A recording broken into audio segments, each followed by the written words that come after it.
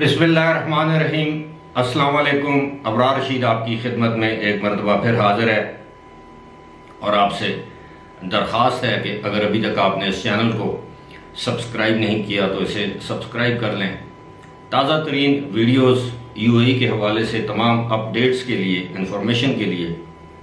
اگر آپ مناسب سمجھیں تو بیل آئیکن کو ضرور پریس کیجئے گا۔ اس کا فائدہ یہ ہوگا کہ جو ہی میری ویڈیو اپلوڈ ہوگی تو آپ کو اس کا میسج جو ہے وہ مل جائے گا، نوٹیفیکیشن مل جائے گا۔ 2-3 یا اس سے بھی زیادہ میسیجز آئے ہیں، ای میلز بھی ملی ہیں۔ اچھا، ایک چیز یہ ہے کہ میں اس ویڈیو کے ڈسکرپشن باکس میں اپنا ای میل ایڈریس ایک مرتبہ پھر میں آپ کی سہولت کے لیے مینشن کر دوں گا۔ اگر آپ مجھ سے رابطہ کرنا چاہیں تو آپ اس ای میل کے ذریعے میرے ساتھ رابطہ کر سکتے ہیں، کوئی سوال ہو، کوئی اور انفارمیشن کے حوالے سے۔ ایک چیز میں واضح کر دوں کہ میں ویزوں میں ڈیل نہیں کرتا، میرا کام آپ کو معلومات اور انفارمیشن دینا ہے۔ میری کوئی ٹریول ایجنسی نہیں، نہ میں کوئی ٹریول ایجنٹ ہوں، نہ میرا کسی سے کوئی تعلق ہے۔ اور آپ سے بھی درخواست ہوگی کہ کسی مستند ٹریول ایجنٹ سے رابطہ کیجئے جب بھی آپ کو ویزے کی ضرورت ہو، یا اگر آپ UAE میں موجود ہیں تو آپ وہاں کے لوگوں سے جو ہے وہ سرکاری جو دفاتر ہے ان سے براہ راست رابطہ کریں۔ جو اب میں کیا کہوں کہ جو اس طرح کے ایجنٹ ہیں ان سے آپ اپنے آپ کو دور رکھیے گا۔ خیر، سوالات یہ تھے کہ جناب UAE میں جو ریزیڈنس ویزا ہے اس کو کون حاصل کر سکتا ہے، کون اس کے اہل ہے، اور اس کو حاصل کرنے کا طریقہ کار کیا ہے۔ میں اس وقت آپ کو دبئی کی جو صورتحال ہے، یعنی فیملی کا ویزا حاصل کرنے کے لیے، اس کے حوالے سے میں آپ کو بتا سکتا ہوں۔ سب سے پہلی شرط یہ ہے کہ اگر آپ وہاں پر موجود ہیں اور آپ اپنے بیوی اور بچوں کو، یعنی اپنے اہل خانہ کو، آپ کے 2 بچے ہیں، 3 ہیں، 4 ہیں، اور اپنی اہلیہ کو اگر آپ وہاں پر بلانا چاہتے ہیں فیملی ویزا یا ریزیڈنس ویزے پر، تو اس کے لیے سب سے پہلی شرط یہ ہے کہ آپ کی کم از کم جو تنخواہ ہے، سیلری ہے، وہ 4000 درہم یا اس سے زیادہ ہونی چاہیے۔ اس سے اگر 200 درہم بھی کم ہے تو آپ فیملی ویزا حاصل کرنے کے اہل نہیں ہیں۔ اس کے علاوہ ایک اور جو شرط ہے وہ یہ ہے کہ آپ کی اپنی رہائش گاہ اور جو اجاری جسے کہتے ہیں، یعنی کرایہ نامہ یا کرایہ کا جو کانٹریکٹ ہے، جو ٹیننسی کانٹریکٹ جسے ہم کہتے ہیں، وہ آپ کے اپنے نام پر ہونا چاہیے اور وہ آپ سے پوچھا جائے گا، آپ کو دینا ہوگا فیملی ویزے کے لیے اپلائی کرنے سے پہلے۔ دوسری بات یہ ہے کہ ظاہر ہے اگر آپ شادی شدہ ہوں گے تو آپ اپنی فیملی کو بلائیں گے، بچوں کو بلائیں گے، تو اس کے لیے آپ کو میرج سرٹیفکیٹ جسے ہم نکاح نامہ کہتے ہیں، یہ ہونا لازمی ہے۔ اگر خدا نخواستہ آپ کی طلاق ہو چکی ہے اور آپ اپنے بچوں کو بلانا چاہتے ہیں تو آپ کے پاس طلاق کے کاغذات ہونے چاہیے، بچوں کا برتھ سرٹیفکیٹ ہونا چاہیے، اور یہ آپ کے اپنے ملک پاکستان ہے یا انڈیا ہے وہاں کی فارن منسٹری سے اور نادرا سے اٹیسٹڈ ہونے چاہیے۔ اور اس کے علاوہ اگر آپ وہاں سے بھی اٹیسٹ کروا لیتے ہیں یہ تمام ڈاکومنٹس، تو اس کے بعد آپ کو ایک مرتبہ پھر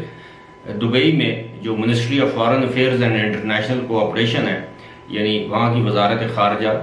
وہاں پر آپ پرسنلی جائیں گے تو آپ کو یہ تمام ڈاکومنٹس دوبارہ اٹیسٹ کروانے پڑیں گے ویزے کے لیے اپلائی کرنے سے پہلے۔ یعنی آپ کا نکاح نامہ، اگر طلاق ہو چکی ہے تو وہ طلاق کا سرٹیفکیٹ، اور بچوں کے جو پیدائشی سرٹیفکیٹس ہیں جنہیں برتھ سرٹیفکیٹ کہتے ہیں، یہ آپ وہاں سے اٹیسٹ کروائیں گے۔ اس کی سرکاری فیس ہے 160 درہم۔ اب صورتحال یہ ہے کہ اگر آپ بذات خود وزارت خارجہ میں جائیں گے تو 160 درہم ہے۔ اگر آپ ٹائپنگ سینٹر کے ذریعے یہ تمام ڈاکومنٹس اٹیسٹ کروائیں گے تو ظاہر ہے وہ آپ سے سروس چارجز جو ہیں یا خدمات کی فیس جسے ہم کہتے ہیں وہ آپ سے وصول کریں گے۔ وہ 100 درہم بھی ہو سکتی ہے، اس سے زیادہ بھی ہو سکتی ہے، اس سے کم بھی ہو سکتی ہے، یہ ڈیپینڈ کرتا ہے کس ٹائپنگ سینٹر میں آپ جاتے ہیں، لیکن وہ آپ سے یہ فیس ضرور چارج کریں گے۔ لیکن آپ خود جائیں گے تو پھر آپ سے یہ فیس نہیں لیں گے۔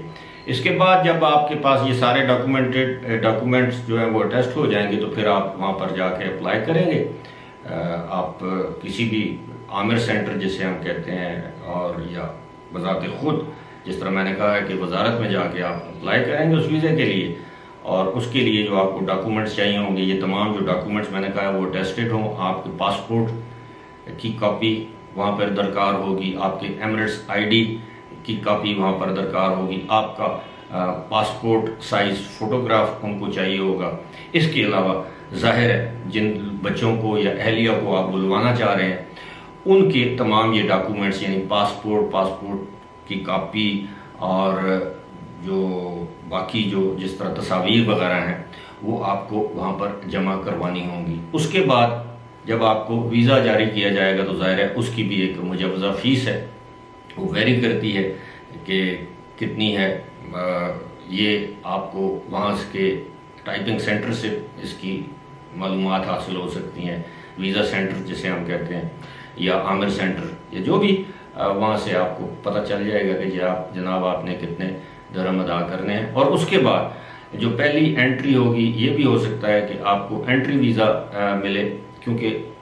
پچھلے سال تک پاکستان سے ریزیڈنس ویزے جاری کرنے انہوں نے بند کیے ہوئے تھے، البتہ وہ لوگ جو یہاں سے انٹری ویزا لے کر وہاں پر جاتے تھے جسے ہم وزٹ ویزا کہتے ہیں، تو وہاں پر ان کو ریزیڈنس ویزا یا فیملی ویزا دے دیا جاتا تھا۔ یہ مختصر سی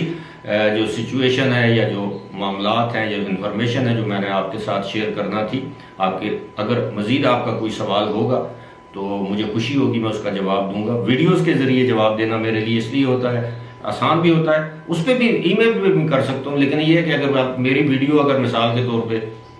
100 لوگ دیکھتے ہیں تو ممکن ہے ان میں سے 50 لوگ میری اس ویڈیو کی انفارمیشن سے مستفید ہو سکیں، یا اگر وہ مناسب سمجھتے ہیں تو میری ویڈیو آگے شیئر کر سکتے ہیں۔ البتہ ایک بات تو طے ہے کہ اس چینل پر میں صرف اور صرف UAE، دبئی، مڈل ایسٹ کے حوالے سے ویڈیوز بناؤں گا۔ جب بھی کوئی امپورٹنٹ انفارمیشن میرے سامنے آئے گی یا جب بھی آپ کو کوئی سوال میرے علم میں آئے گا تو انشاءاللہ اس پر ویڈیو ضرور اپلوڈ کی جائے گی۔ فی الحال مجھے دیجیے اجازت، خدا حافظ۔